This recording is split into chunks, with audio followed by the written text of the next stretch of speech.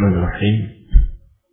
Innal hamdalillah nahmaduhu wa nasta'inuhu wa nastaghfiruh wa na'udzu billahi min shururi anfusina wa sayyiati a'malina.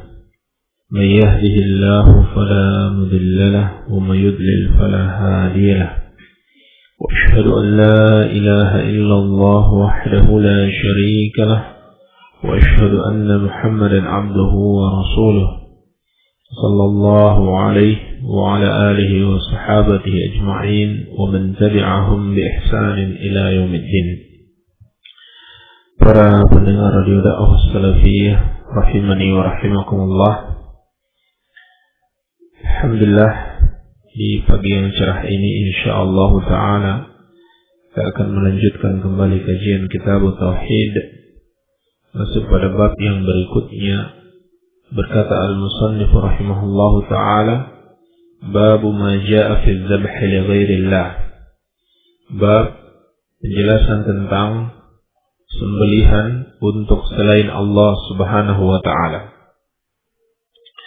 Bab ini akan menjelaskan kepada kita tentang penyembelihan, bahwasannya menyembelih adalah salah satu bentuk ibadah kepada Allah Subhanahu wa ta'ala, yang mana kita tidak boleh melakukannya atau meniatkannya untuk selain Allah Subhanahu wa ta'ala dalam rangka mengagungkan selain Allah Subhanahu wa ta'ala atau mendekatkan diri kepadanya, karena hal itu termasuk menyekutukan Allah Subhanahu wa ta'ala. Namun para ulama menjelaskan bahwasannya menyembelih untuk selain Allah Subhanahu wa ta'ala itu terbagi pada dua bentuk. Bentuk yang pertama, seorang yang menyembelih kepada selain Allah Subhanahu wa ta'ala taqarruban wa ta'ziman, dalam rangka mendekatkan diri atau mengagungkan orang tersebut. Apakah dia masih hidup atau sudah meninggal dunia, ataukah berupa benda-benda mati, maka bentuk seperti ini adalah syirik besar yang mengeluarkan pelakunya dari Islam. Sebab menyembelih itu ibadah, sebagaimana akan akan datang dalil-dalil tentang hal tersebut. Ketika seorang menyembelih untuk selain Allah, berarti dia telah mempersembahkan ibadah kepada selain Allah Subhanahu wa ta'ala. Bentuk yang kedua, seorang menyembelih untuk selain Allah farhan wa ikraman, karena senang atau karena memuliakan orang tersebut. Seperti ketika ada tamu datang ke rumah kita, lalu kita menyembelih untuknya, karena senangnya kita dengan kedatangannya atau memuliakan tamu, maka yang seperti ini tidak mengapa, ini termasuk perkara mubah. Bahkan terkadang dituntut bagi seseorang untuk memuliakan tamunya. Ini dua bentuk penyembelihan untuk selain Allah Subhanahu wa ta'ala. Jadi yang dilarang di sini, yang dimaksudkan di sini yang syirik, yang termasuk kesyirikan adalah apabila seorang menyembelih untuk selain Allah Subhanahu wa ta'ala taqarruban wa ta'ziman, dalam rangka mendekatkan diri kepadanya atau mengagungkannya. Baik. Sehingga para ulama menjelaskan, di dalam menyembelih hendaklah terpenuhi padanya dua syarat, minimal dua syarat. Syarat yang pertama, hendaklah dengan mengucapkan nama Allah Subhanahu wa ta'ala. Seorang menyembelih harus dengan mengucapkan nama Allah Subhanahu wa ta'ala, yang maknanya ketika dia menyembelih adalah dengan meminta pertolongan kepada Allah Subhanahu wa ta'ala atau bertabarruk, mencari berkah dengan nama Allah Subhanahu wa ta'ala. Seorang menyembelih dengan mengucapkan bismillahi Allahu akbar, berarti dia meminta pertolongan kepada Allah atau bertabarruk dengan nama Allah Subhanahu wa ta'ala. Syarat yang kedua, hendaklah tujuannya untuk mendekatkan diri kepada Allah Subhanahu wa taala atau bersyukur dengan nikmat yang Allah Subhanahu wa taala anugerahkan kepadanya. Nanti akan kita sebutkan beberapa bentuk sembelihan yang Allah Subhanahu wa taala perintahkan di dalam syariat. Baik. Atas dasar ini, maka orang yang menyembelih itu terbagi pada 4 keadaan. Keadaan yang pertama, dia menyembelih dengan nama Allah Subhanahu wa taala untuk dipersembahkan kepada Allah Subhanahu wa taala. Jadi dia melakukannya dengan nama Allah dan dia memaksudkan sembelihannya ini untuk mendekatkan diri kepada Allah Subhanahu wa taala. Maka inilah tauhid. Inilah tauhid. Dan memakan hewan sembelihan ini hukumnya halal. Dan Allah Subhanahu wa taala telah memerintahkan kita untuk memakan hewan yang diucapkan namanya. Sebagaimana dalam Al-Qur'an, "Fakulu mimma dzukira smullahi 'alaihi in kuntum bi ayatihi mu'minin." Kata Allah Subhanahu wa taala, maka makanlah apa yang diucapkan nama Allah atasnya kalau memang kalian benar-benar beriman dengan ayat-ayat Allah Subhanahu wa taala. Dan Allah melarang kita memakan makanan yang tidak diucapkan namanya. Sebagaimana dalam firman-Nya, "Wala ta'kulu mimma lam yudhkar ismullahi 'alaihi wa innahu lafisq." Dan janganlah kalian makan makanan yang tidak diucapkan nama Allah atasnya, yaitu sembelihan yang tidak diucapkan nama Allah atasnya, dan sesungguhnya itu adalah perbuatan kefasikan. Jadi ini keadaan yang pertama. Keadaan yang kedua, seorang menyembelih dengan nama Allah, dia lakukan dengan nama Allah, tetapi dia memaksudkan atau meniatkan sembelihan tersebut untuk selain Allah Subhanahu wa taala. Maka ini adalah syirik di dalam ibadah. Syirik di dalam ibadah. Walaupun dia menyembelih dengan nama Allah, tapi dalam hatinya dia maksudkan sembelihan tersebut untuk mendekatkan diri kepada selain Allah Subhanahu wa taala, maka itu termasuk kesyirikan, ya. Seperti seorang yang menyembelih untuk jin, ya, untuk syaitan, ya.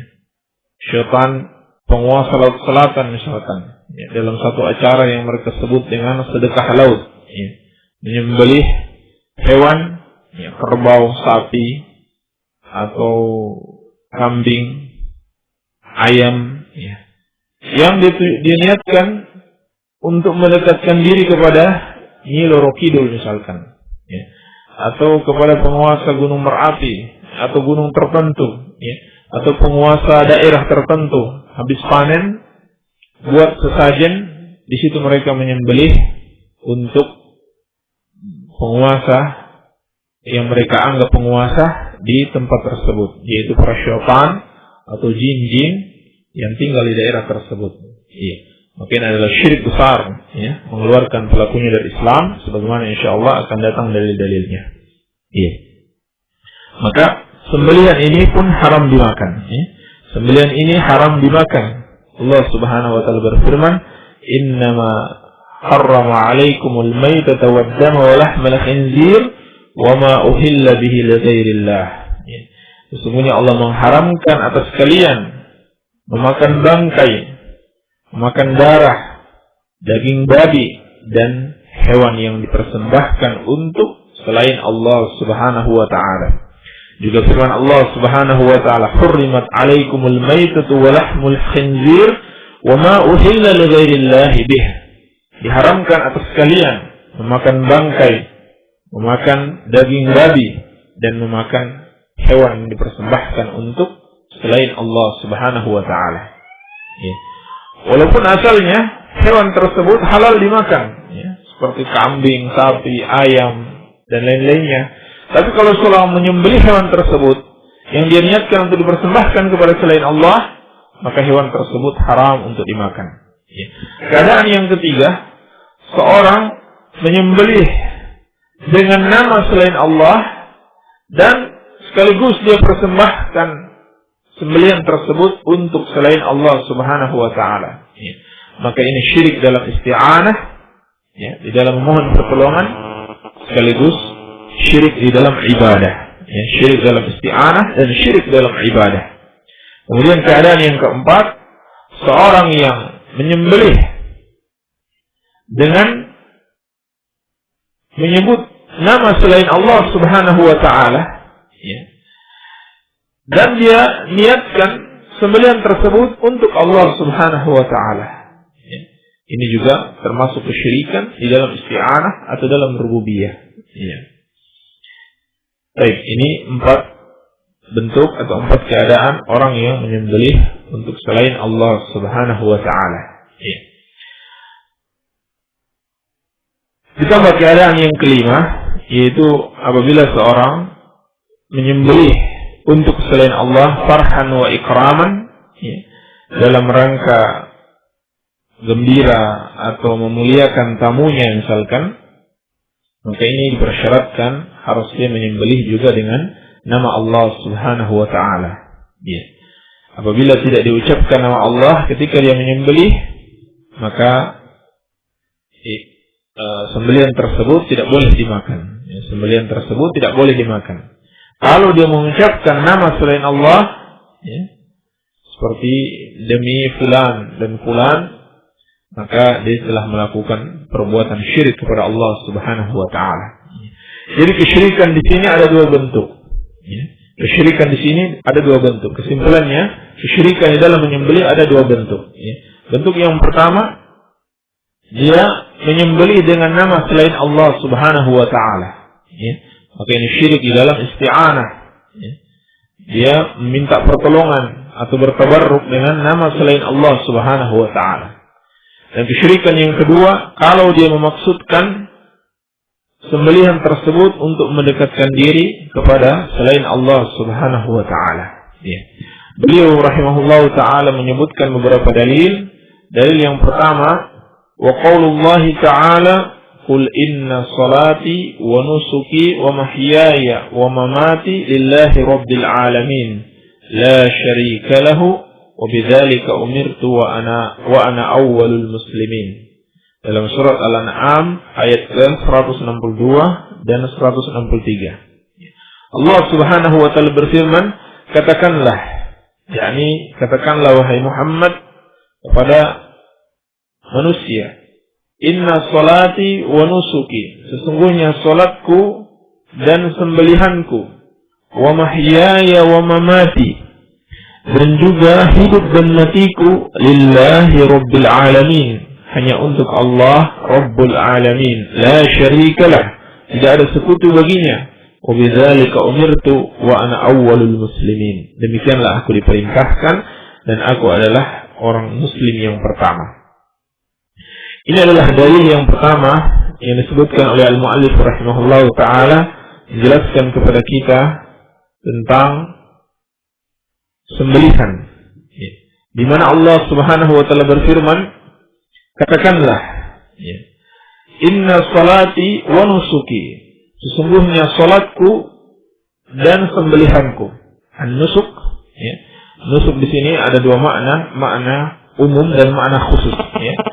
Makna umum, dia adalah ibadah kepada Allah Subhanahu wa taala, dan makna khususnya, maksudnya di situ adalah sembelihan, ya.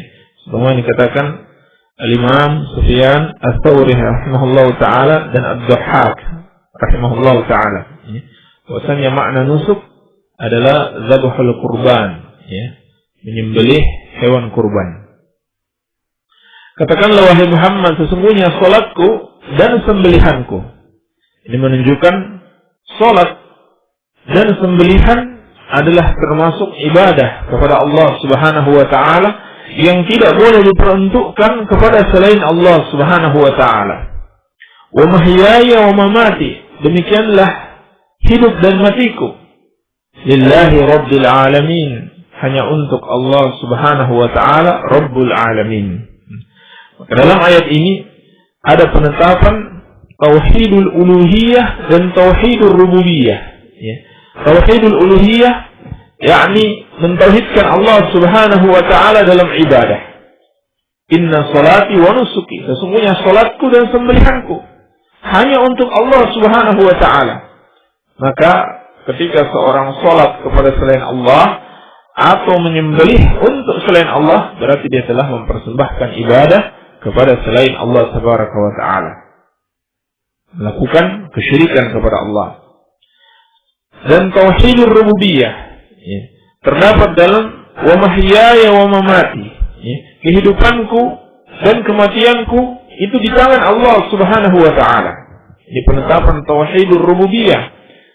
Mengimani bahwasannya hanya Allah Subhanahu wa taala satu-satunya zat yang menghidupkan dan mematikan. Maka patutlah Allah Subhanahu wa taala disembah, patutlah kita salat kepadanya dan mempersembahkan sembelihan kepadanya. Karena hanya dialah satu-satunya zat yang disembah. Ya. Maka termasuk kebatilan, termasuk kemungkaran dan kebodohan yang besar apabila seorang beribadah kepada selain Allah yang tidak menciptakannya, tidak pula bisa mematikannya, tidak bisa memberikan kemanfaatannya, tidak pula bisa menimpakan kemudaratan kepadanya. Ini kebodohan yang besar. Seorang beribadah kepada zat yang tidak bisa apa-apa, sama seperti dia juga. Sedangkan Allah Subhanahu wa taala hanya dialah yang menciptakan dan dia yang mematikan.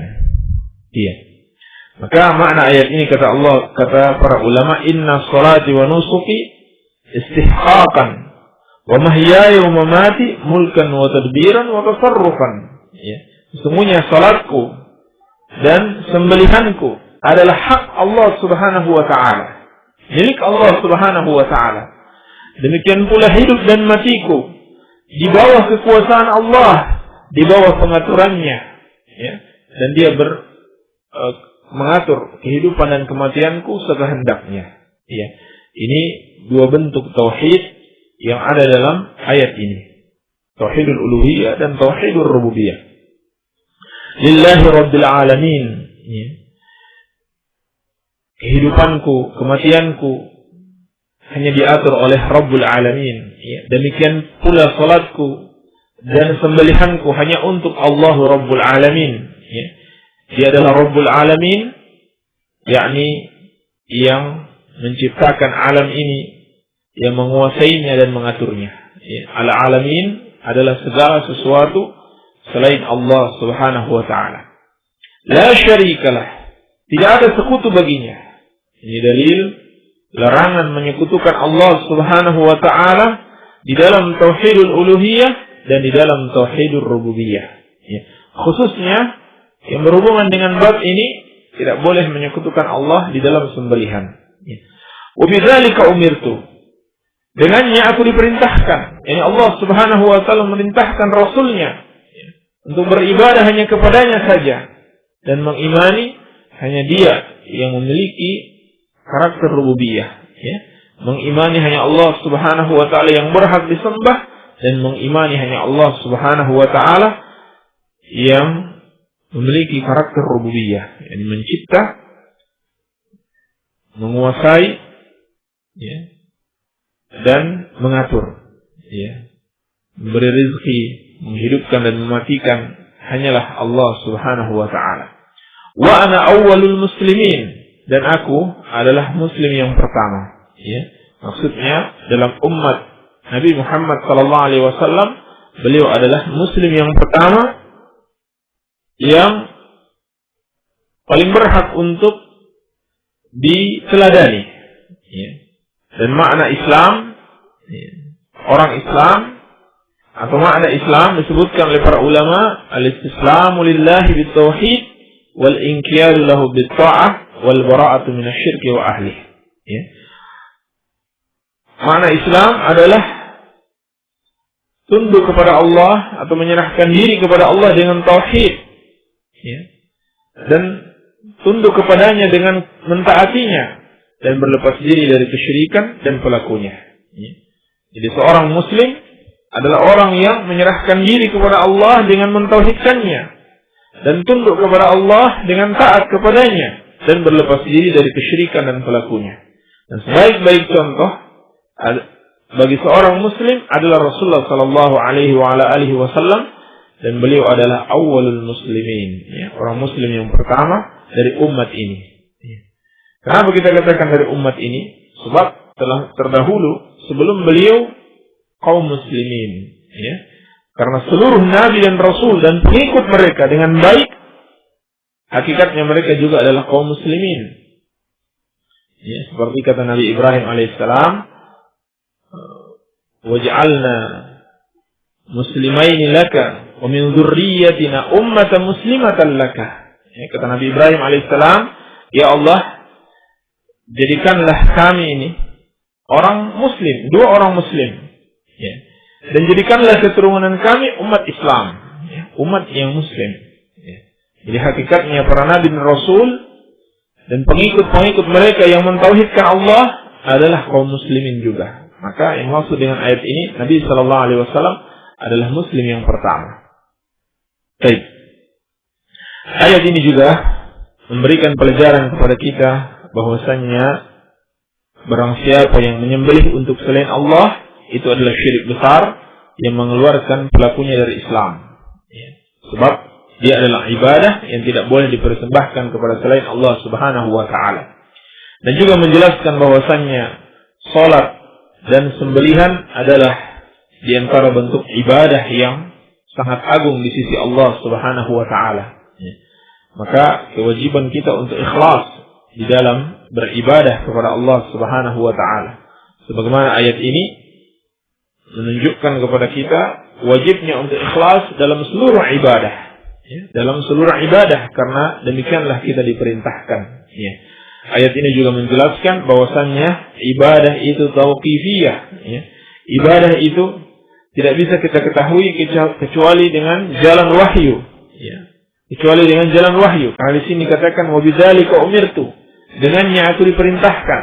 Artinya Rasulullah sallallahu alaihi wasallam tidak beribadah kecuali karena perintah Allah Subhanahu wa taala. Ya.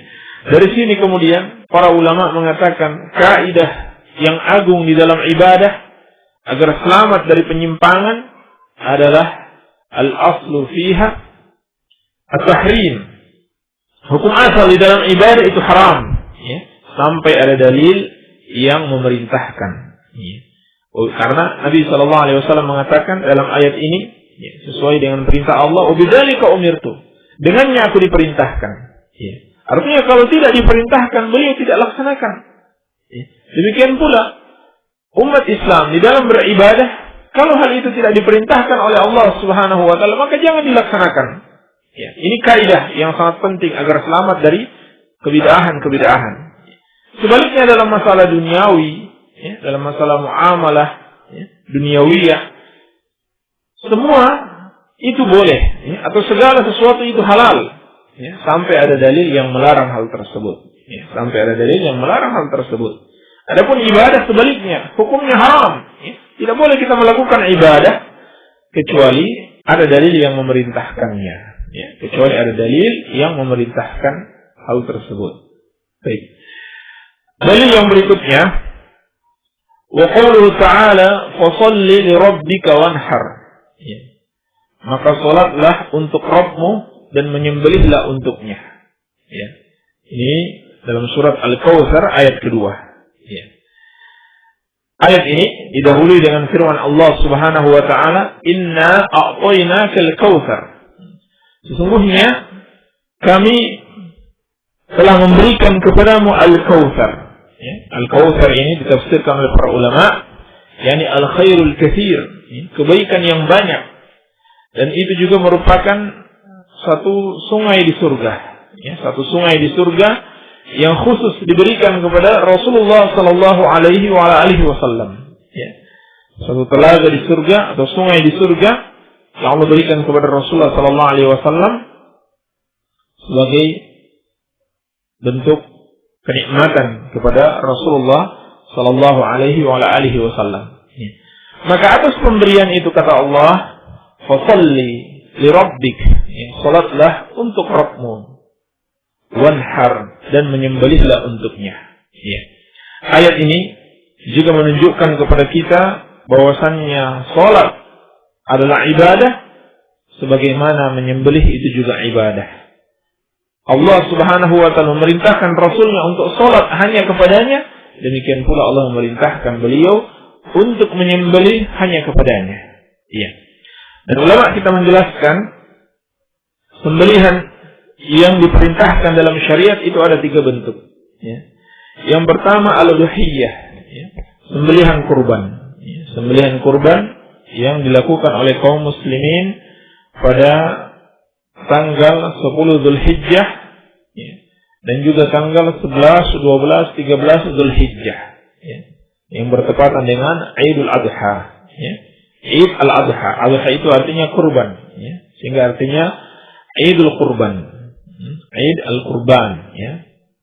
Baik. Nah, hukumnya ini menurut jumhur ulama adalah mustahabbah, ya, atau sunnah muakkadah, ya, sunnah yang sangat ditekankan, ya. Dan sebagian ulama mengatakan dia sampai pada tahap wajib bagi yang mampu. Baik. Yang kedua al-hadiyu. Bentuk sembelihan yang disyariatkan di dalam Islam adalah al-hadiyu, ya. Yaitu bagi jamaah haji yang melakukan haji tamattu atau haji qiran, ya.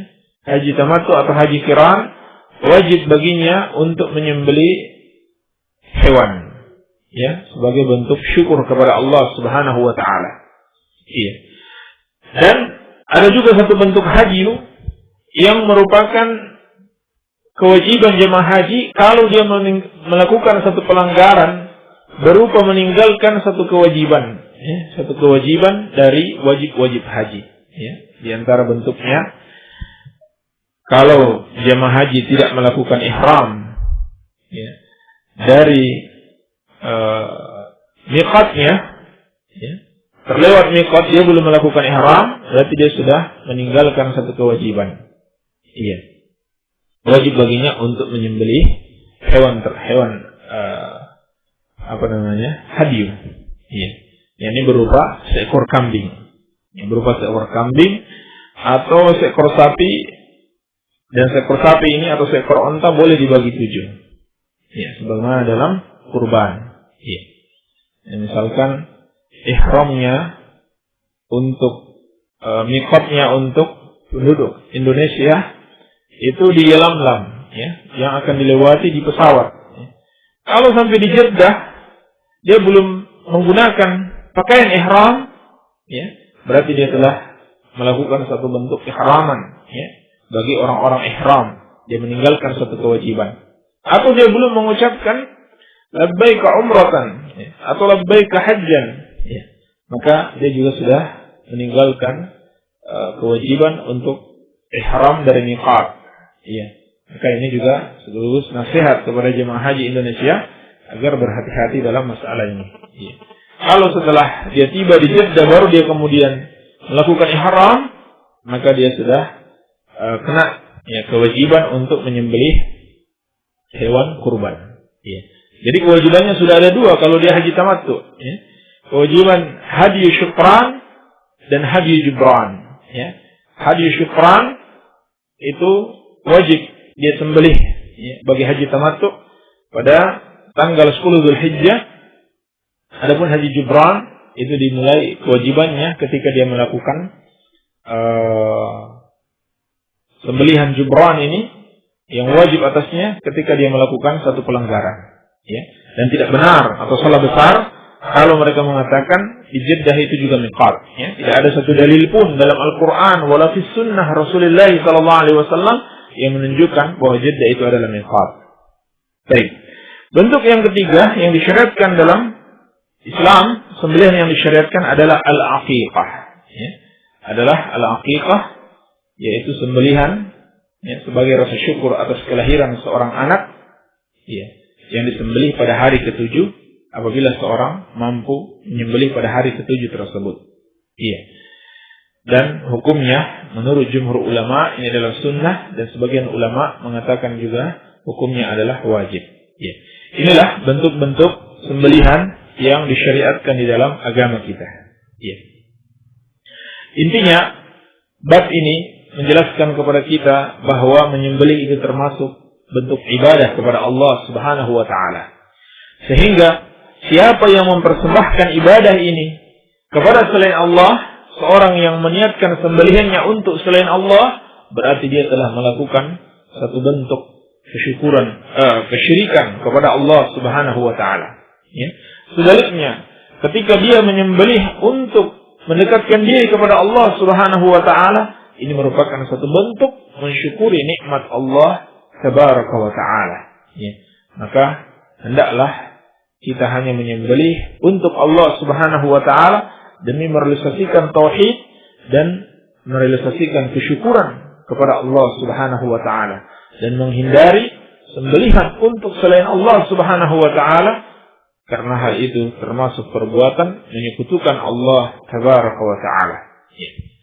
Barangkali inilah yang bisa kita sampaikan pada kesempatan yang mulia ini. Semoga ada manfaatnya. Wabillahi taufiq walhamdulillahi rabbil alamin. Alhamdulillah, demikianlah tadi penjelasan dari Ustaz Abu Abbas Sufyan berkaitan dengan masalah sembelihan. Baik, langsung saja ke sesi tanya jawab.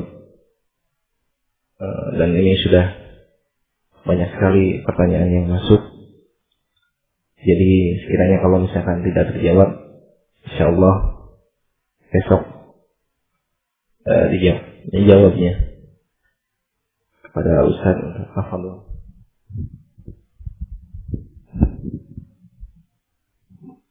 Bismillahirrahmanirrahim. Alhamdulillah wassalatu wassalamu ala Rasulillah. Pertanyaan yang pertama, bolehkah melaksanakan sholat qobliyah subuh di rumah? Mohon penjelasannya. Akan itulah yang disunatkan, ya. Disunahkan untuk melakukan sholat-sholat sunnah itu di rumah.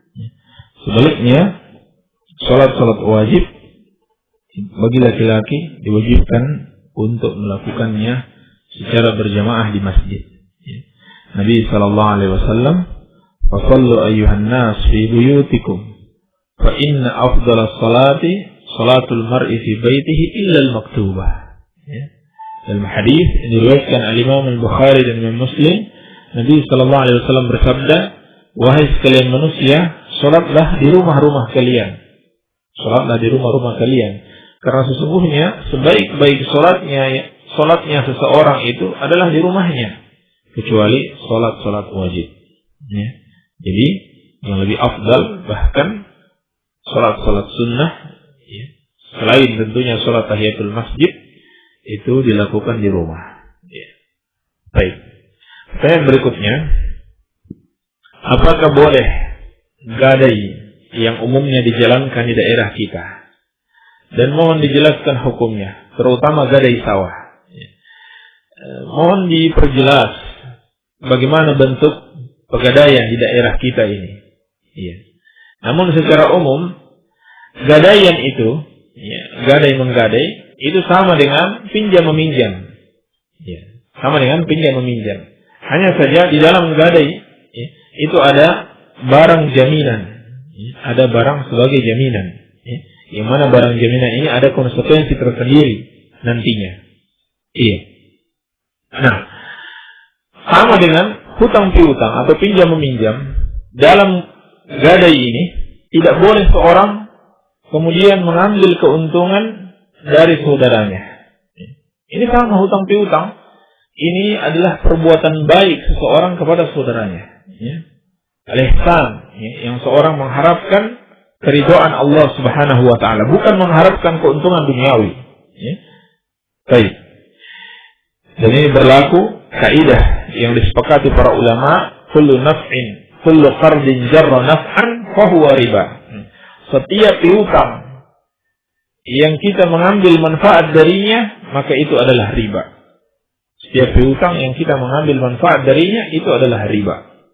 Iya. Jadi kalau di tangan kita ada barang gadaian, tidak boleh kita mempergunakan barang tersebut, ya, mengambil manfaat dari barang tersebut. Ya, tidak boleh sama sekali. Ya. Kecuali disebutkan oleh para ulama, sebagaimana dalam hadis yang sahih, semisal binatang Yang digadai itu adalah hewan, ya. Yang mana kita yang meminjamkan, yang dititipi hewan tersebut mengeluarkan sejumlah biaya untuk mengurusnya. Maka yang seperti ini boleh kita memanfaatkannya, ya, seperti menggunakannya atau mengambil susunya, ya, sebesar biaya yang kita keluarkan untuk merawat hewan tersebut. Itu saja. Iya. Atau bentuk yang kedua yang disebutkan para ulama, boleh melakukan usaha bagi hasil, ya, melakukan usaha bagi hasil, ya.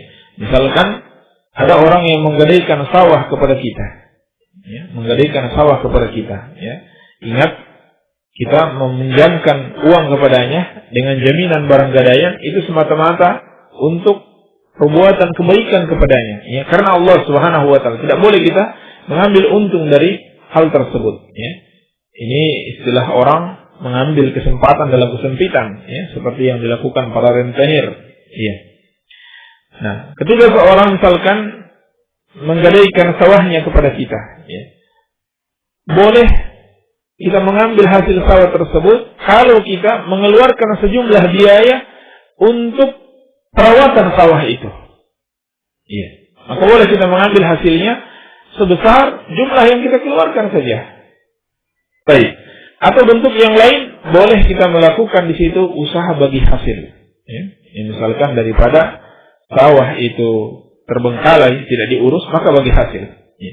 Karena barang gadaian itu tidak bisa digunakan oleh orang yang meminjamkan uang dan orang yang meminjam juga, sama-sama tidak dibolehkan, ya.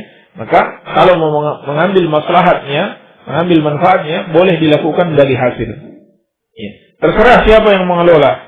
Apakah yang mengelola orang yang meminjamkan uang atau orang yang meminjam? Iya. Dan bagi hasilnya itu harus sesuai, ya, jumlahnya sesuai dengan kebiasaan masyarakat di situ. Ya, kebiasaan masyarakat di situ. Misalkan kebiasaannya pengelola itu mendapatkan bagian 70%. Ya. Sedangkan pemilik sawah mendapatkan bagian 30%.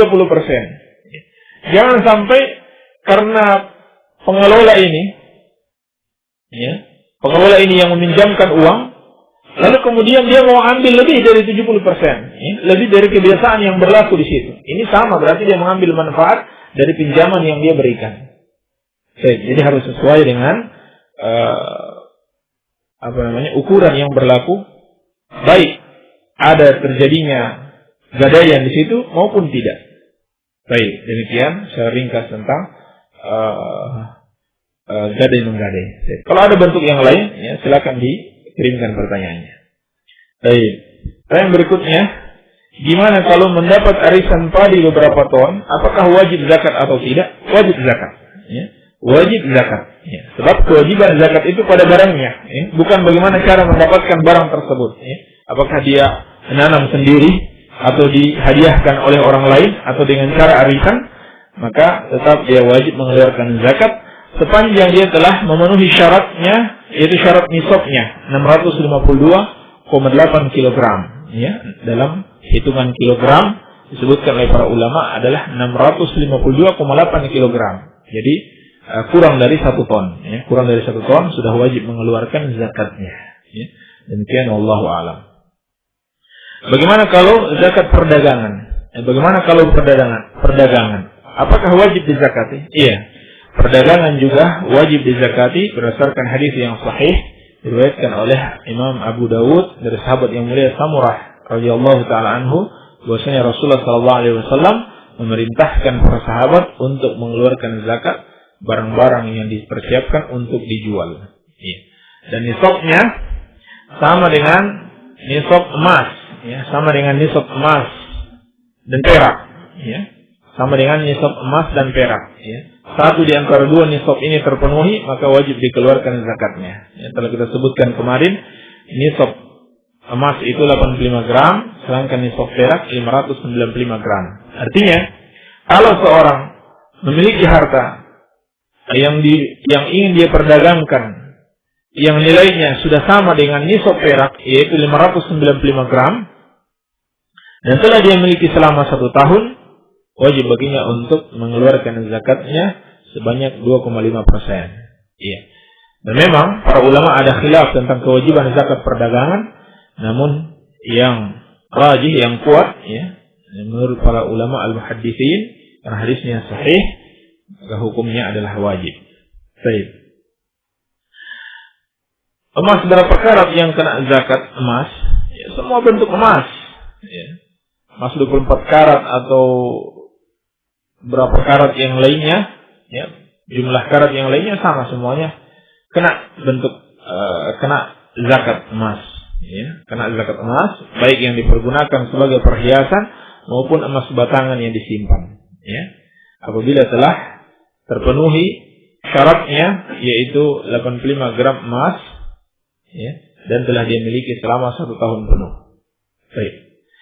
Jadi kalau gade menggade termasuk riba, ya, telah kita jelaskan, ya, tidak semua gade menggade termasuk riba, ya. Kalau dia sesuai syariat, maka tidak termasuk riba. Baik. Mungkin masalahnya di sini, bagaimana kalau dia terlambat membayar, lalu kemudian dikenakan bunga atau denda? Inilah yang termasuk riba, ya. Seperti yang biasa terjadi di pegadaian, ya. Di kantor-kantor pegadaian, kalau orang terlambat dikenakan denda, atau dia membayar melebihi uang yang dia pinjam. Iya, misalkan pinjam uang 1 juta, ya, dengan menggadaikan sebuah motor. Ya, pinjam uang 1 juta dengan menggadaikan sebuah motor. Ya.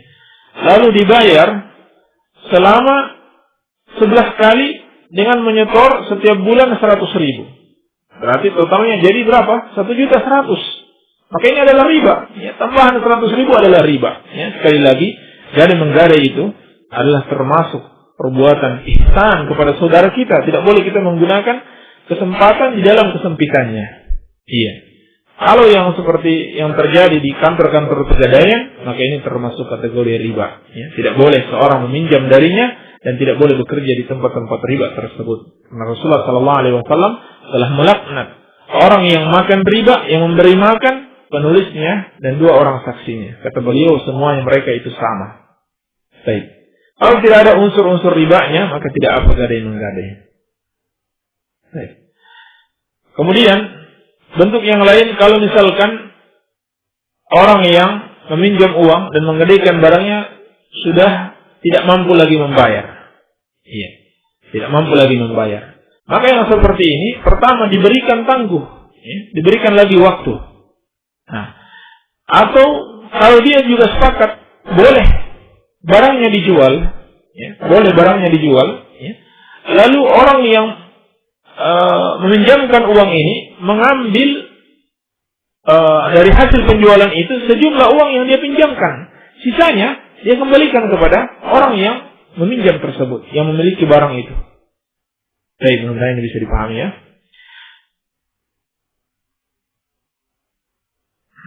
Kalau kredit bagaimana? Ya, kredit telah pernah kita jelaskan, ya, selama tidak ada unsur riba di situ, ya, seperti meminjam jumlah sekian, diharuskan membayar melebihi apa yang dia pinjam, ya, atau ada denda ketika riba, ketika dia tidak mampu membayar, maka ini termasuk kategori riba. Ya, kredit tidak mengapa insyaallah selama tidak ada keharaman di situ.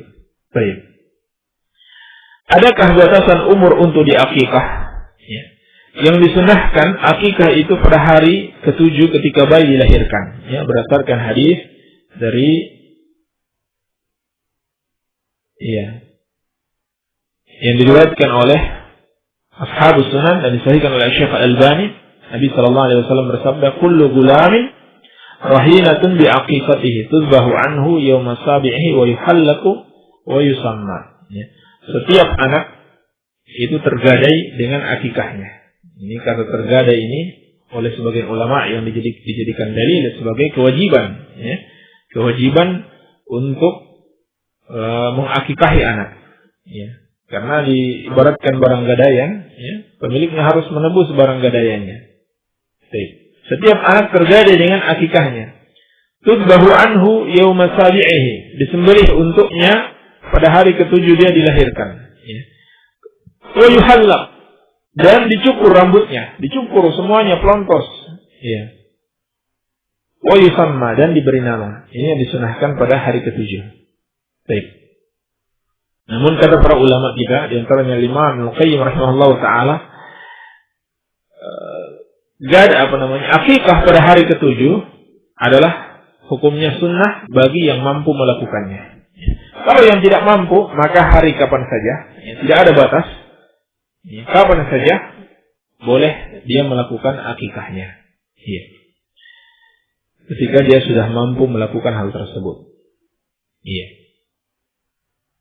Baik. Jadi yang dimaksudkan di sini adalah menyembelih hewannya. Adapun memakannya, ya terserah kapan saja. Ya. Boleh disimpan dulu baru dimakan, ya, kapan saja. Tapi menyembelihnya itu pada hari yang ke-7 kalau mampu. Kalau tidak mampu, kapan saja setelah mampu. Baik, demikian yang dijelaskan para ulama. Kalau jual beli yang kecil-kecil, contohnya cengek, terasi, tempe, dan lain-lain, ya, tidak memakai ijab kabul, apakah itu termasuk riba atau enggak? Ya. Ijab kabul itu maksudnya adalah kesepakatan antara pembeli dan penjual membayar dan menerima. Ya, tentunya ini merupakan syarat jual beli. Ya. Meskipun tidak disyaratkan harus dengan kata-kata. Ya, ini pendapat yang kuat di kalangan para ulama. Tidak disyaratkan dengan kata-kata. Ya.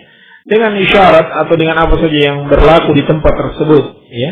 Dan disepakati itu sebagai ijab kabul, maka tidak mengapa insyaallah ta'ala. Ya. Kalau tidak ada ijab kabul, nggak akan mungkin terjadinya jual beli. Ya. Karena ijab kabul itu kan serah terima artinya. Ya. Serah terima dengan kesepakatan. Barang kecil maupun besar tetap harus mesti ada ijab dan kabul ini. Ya. Demikian wallahu a'lam. Apakah salat dan doa di raudhah termasuk disyariatkan? Apakah salat dan doa di raudhah termasuk disyariatkan? Apakah sama termasuk kesyirikan karena berdoa di maqam? Karena setiap orang yang berhaji banyak yang ingin salat dan berdoa di raudhah. Ya. Jawabannya berbeda. Ya. Sebab raudhah itu bukan maqam. Ya. Bahkan Nabi SAW bersabda, ma baina baiti wa minbari raudatun min riyadil jannah. Hadis diriwayatkan Bukhari dan Muslim. Di antara rumahku dan mimbarku itu ada satu taman dari taman-taman surga. Ini hadis yang mendasari tentang raudah. Ya. Sehingga ulama menjelaskan hendaklah berdoa dan sholat di situ. Ya.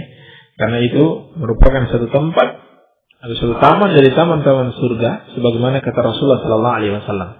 Ini beliau ucapkan ketika beliau masih hidup, ya, ketika beliau masih hidup, dan beliau tidak tahu di mana beliau akan dikuburkan nanti. Ya. Jadi raudhah itu bukan maksudnya kuburan Nabi Sallallahu Alaihi Wasallam. Ya. Kuburan Nabi Sallallahu Alaihi Wasallam di sampingnya, ya. Karena Nabi Sallallahu Alaihi Wasallam dikuburkan di rumah Aisyah radhiyallahu anha. Ya. Hanya karena kebetulan pelebaran Masjid Nabawi, maka pada akhirnya kuburan Rasulullah Sallallahu Alaihi Wasallam masuk ke dalam bangunan Masjid Nabawi, meskipun secara hukumnya ulama kita menjelaskan dia tidak dianggap di dalam bangunan Masjid Nabawi, karena hakikatnya Nabi Sallallahu Alaihi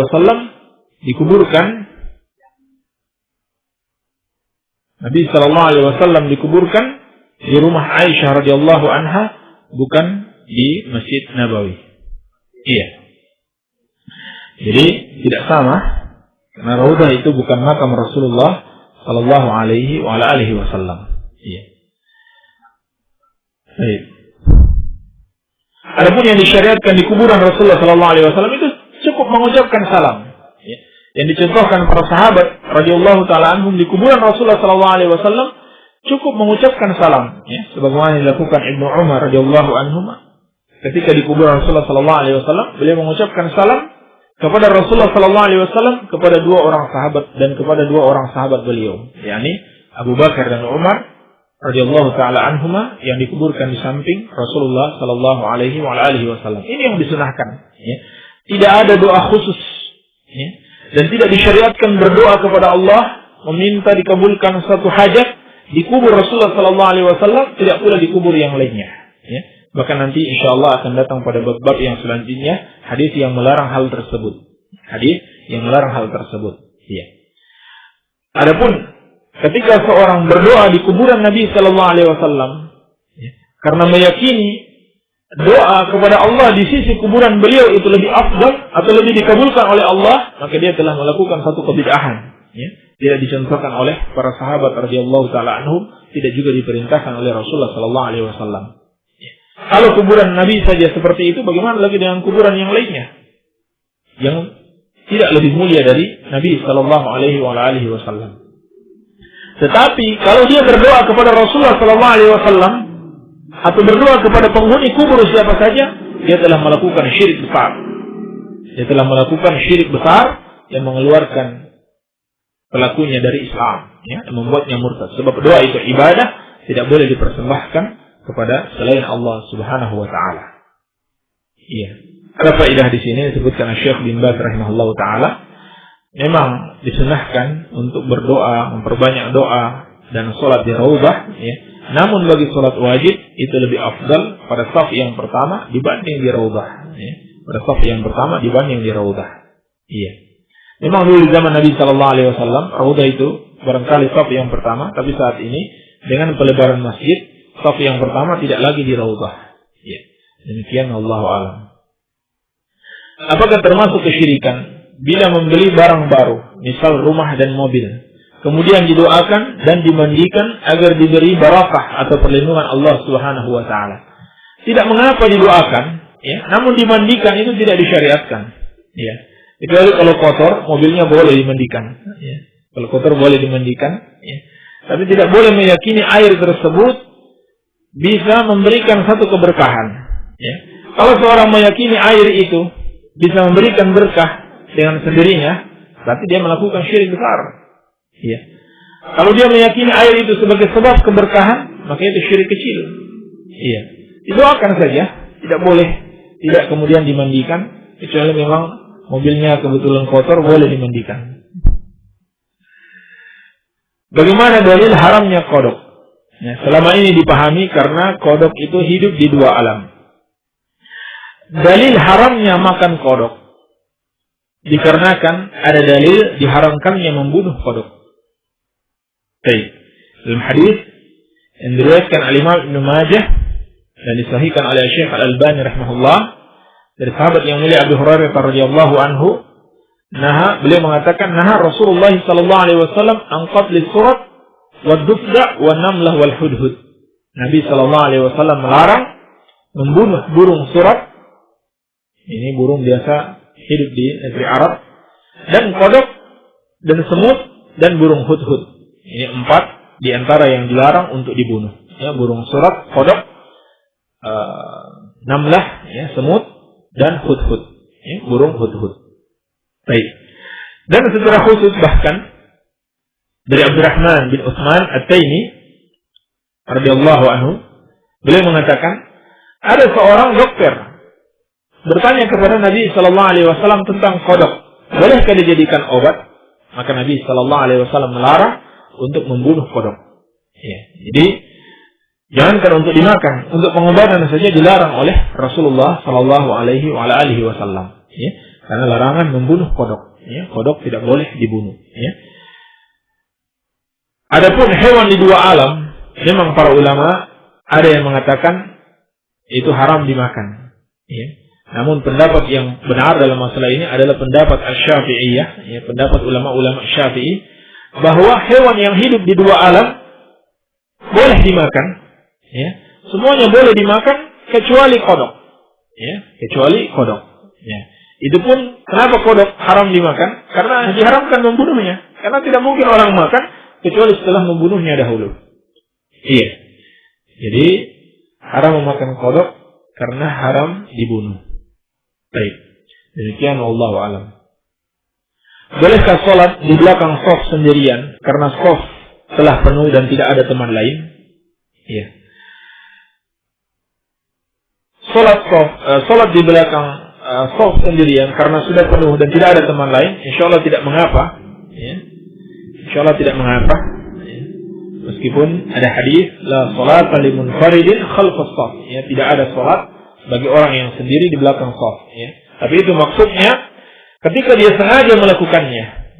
Ketika dia sengaja melakukannya, padahal masih bisa dia masuk ke dalam shaf, ya. Masih bisa dia masuk ke dalam shaf, masih ada celah di situ, masih ada yang tersisa. Lalu dia buat shaf sendiri di belakang, ya, tanpa ada seorang yang menemaninya. Maka tidak sah salatnya. Tidak sah salatnya, dia harus mengulang salatnya. Adapun kalau memang sudah penuh, ya, tidak bisa lagi dia masuk, ya, maka kewajiban untuk masuk ke dalam shaf telah gugur darinya, karena Allah Subhanahu wa taala berfirman, "Fattaqullaha mastata'tum." Ya, bertakwalah kepada Allah sekemampuan kalian. Ya.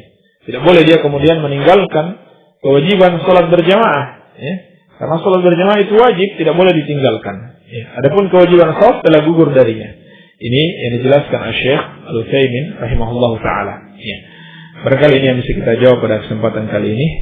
Semoga ada manfaatnya. Wabillahi taufiq walhamdulillahi rabbil alamin. Demikianlah tadi pertanyaan-pertanyaan yang mampu kami jawab. Mudah-mudahan ada faedahnya buat kita semua.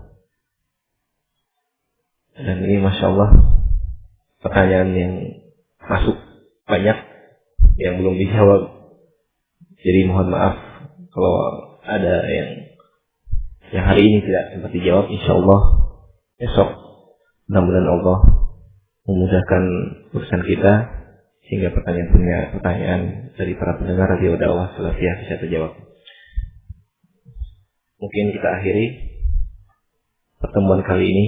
Subhanaka Allahumma wa bihamdika asyhadu an la ilaha illallah. Subhanaka Allahumma wa bihamdika asyhadu an la ilaha illa anta astaghfiruka wa atubu ilaik. Assalamualaikum warahmatullahi wabarakatuh.